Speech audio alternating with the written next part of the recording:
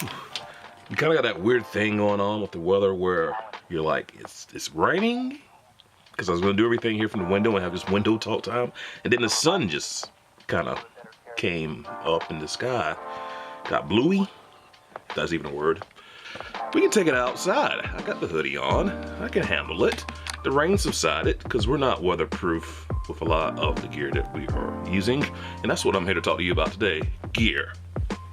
So with the holidays coming up, the number one question I am surprisingly asked is, what is the good camera? What's the best camera? What's the best cheap camera? That's always kind of a bit of a head scratcher question. Let's think about it this way. You have a fork, knife, spoon. You use them differently. Spoons for soups, knives to cut stuffs, forks to poke things, and sometimes you got your sporks to complicate the situation even further. That's kind of how it is with cameras. You got to try to get the best tool for the job, the right one for the job that you're trying to do.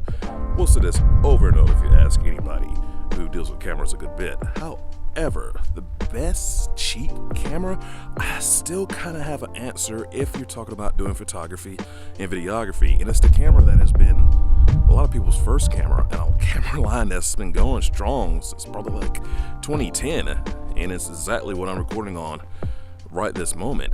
In America, it's known as the Rebel line.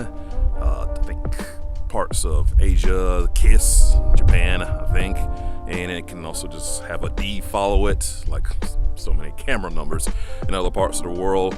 But really, the T whatever I would flip out screen is probably still the best bang for the buck as far as doing still shots and video. I've got another video where I go into the cheaper lenses that you can get for cameras that I don't hear lots of people talk about. There's so little info on these lenses that I'm not even sure I pronounce all of them because I rarely hear them spoken about. And I'm also including links to some other cameras through the Amazon affiliate links, and I might be using eBay or something else, but click on those to get some other perspectives on cameras and see some other things. I just really wanted to keep this short and sweet and only on one camera that I think kind of answers a lot of people's questions. I do hear snarky remarks about this camera line. It's just too beginnerish, too amateurish. It's just not the case. As we know, any camera's a pro camera in the right pair of hands. Look at businesses, they'll buy a company and get rid of all the people who are running it and get rid of the talent. It really is who is the talent behind the camera that really makes a camera do these great things and get these great images out of them. Now I'm going to break down my choice for lenses over on the other channel.